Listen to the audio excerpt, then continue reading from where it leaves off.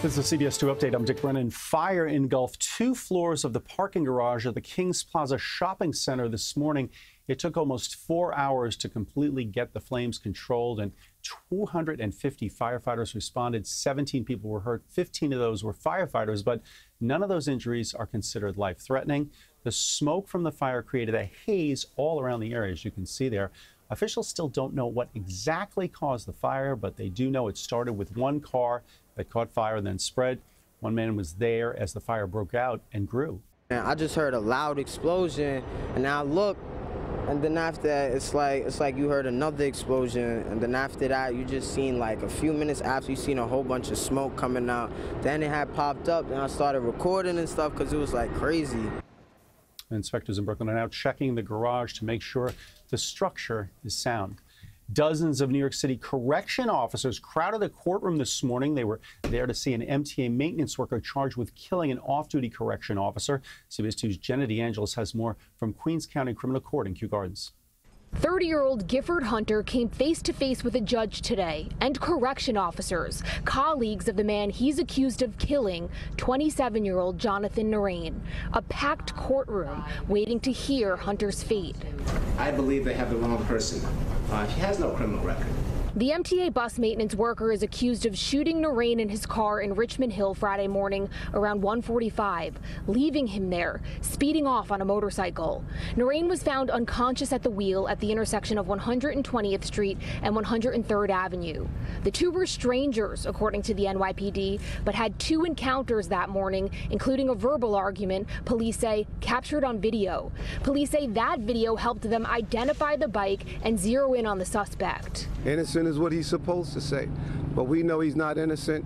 The NYPD know he's not innocent. Jonathan Narain was a New York City correction officer who did not deserve to die. Outside the courthouse, those officers lined the steps to pay their respects for their fellow officer, backed by the Correction Officers Benevolent Association. He's 27 years old, a very good man, a very good officer. Narain, a correction officer for more than 2 years, was on his way to work when he was killed. And in those 2 years, he made a mark. He worked in the largest jail that we have on Rikers Island, and he did a hell of a job. His family leaving the courtroom not ready to speak, but this weekend, his brother shared a few words. And he told me he was going to see me on Friday, and now I don't know what to say no more. I don't have no words. John, I love you, bro. I'm always going to be here for you. A surprising crash in one Staten Island neighborhood early this morning. A tractor trailer slammed into 3 homes in Mariners Harbor and shocked the residents. It woke me up. I thought a plane crashed or something. Police are still looking for answers on what exactly caused the driver to lose control on the trailer in Mariners Harbor. Unfortunately, nobody was hurt. It's been quite a feat to get the trailer out of the embankment because of the size of the load and the angle it landed in.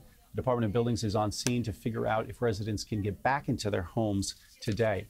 And today is the start of a new school year for around 600 Long Island kindergarten and pre-K students whose school was damaged by a lightning strike in August. Students from the Prospect School in Hempstead reported this morning to St. Catherine of Siena School in Franklin Square. That building is not being used right now. Lightning started a fire which caused serious damage at the Prospect School. They'll be in the temporary building while repairs are underway. Officials in Albany are calling on the MTA to put the proposed 2019 fare hike on hold until service improvements are made to the Long Island Railroad. The Senate Majority Delegation introduced legislation today to protect commuters from facing even more service disruptions. Members of the delegation say commuters are paying more for less as prices rise, while delays and cancellations continue for riders. Enough is enough. We've had it. And now to learn that a fare increase is right around the corner in March of 2019.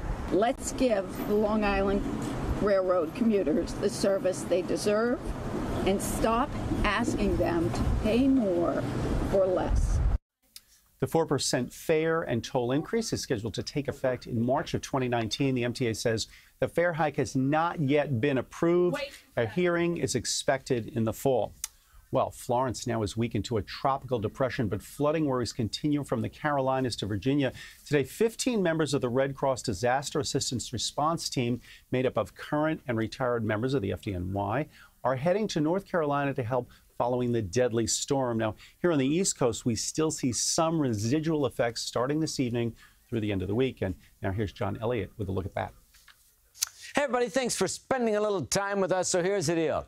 The remnants of Florence, there's already evidence of this overhead. Plus, the shift in the wind is getting the atmosphere ready for some tropical-type storms tomorrow. There's a chance today west of the city we could see a stray shower, but the bulk of the rain, we've been watching it all morning and through the midday, has been well to our south and west. But this thing is moving fast, which is good. We need it to get in and out quickly. Turn soggy tomorrow. It's north and west. We see heavy rain overnight. And then there's almost a 1-2 punch. There's a round in the morning. Models hinting at a stronger round in the afternoon. So it's going to be kind of a challenging day to get around. Similar number, 79, 79. Now, Wednesday, right around 78. But, boy, I tell you, it's going to feel better. The air will look nice and clean, nice and bright and blue. And dew points will drop, so it feels a lot better. And you're going to have some nice numbers as well. Take advantage of the day today. It's humid. Chance for a shower west and north of the city with that southeast wind. Overnight tonight, I mean, even midnight, you could see a shower or storm well north and west, and then it pushes through on your Tuesday. Tuesday is going to be the tricky day of the week. That rain's going to be heavy at times. Could see some localized flooding. There'll be wind around some of these individual storms. But then, seeing how it's a quick mover, we see a quick improvement. Wonderful weather Wednesday. Pretty nice Thursday into Friday, too. All right, John, we will take that. Well, there's a wave of support for one local school that came up with a rather innovative way to help kids who don't have access to clean clothes. CBS2's Meg Baker has more from Newark. This Newark high school principal asked for help, and his students got it.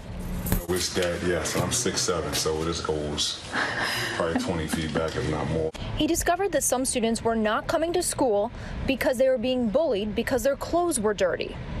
Through fundraising efforts, he was able to acquire washers and dryers and is starting an after-school program where they can wash and learn. Confidence is a big thing with, I think, everyone. And to feel like you smell good, you look good, I think that goes a long way. And we never thought about how confidence, makes you perform better as well. I know it does on like when you play in a sport, and you play sports as well, but how about that confidence in the classroom? Like you can get up on the front and go to the teacher's board and know no one is going to be making fun of some stains on your pants or your shirt. So I think this is definitely going to lead to a new generation of empathy and just new leaders that are going to remove this new barrier. Principal Cook says he's already seen a positive difference in his students by removing this barrier. In Newark, Meg Baker, CBS 2 News. Well, 4 decades, that's how long a 20-foot statue of Moses has wandered around New York and New Jersey. But after 40 years of travel, the artist behind the piece says it's in need of a forever home. CBS 2's Don Diaz explains.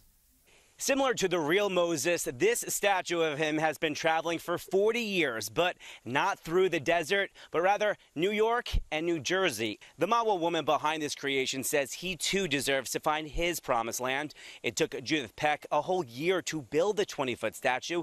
The body was once a crane and the head was a milk carton, now covered in fiberglass and bronze. This statue has traveled to Suffern, New York, Ramapo College of New Jersey in Mawa, Christ Church in Ridgewood, Sculpture Park in Clifton, and back to Mawa. She says that each time the sculpture was moved so a parking lot could be built. Now she is looking for a permanent home for this statue, hoping that an organization wants her art and puts it on display in a public place so people can see how it represents the bravery of this biblical figure. Now, for more information on how to get in touch with her, you can head over to our website, cbsnewyork.com. From Mawa, John Diaz, CBS 2 News. And that's your CBS 2 News update. Stay with us on CBSNewYork.com, along with the CBS New York Facebook and Twitter pages for the latest news as it happens. I'm Dick Brennan. See you later on CBS 2 News at 5 and 6.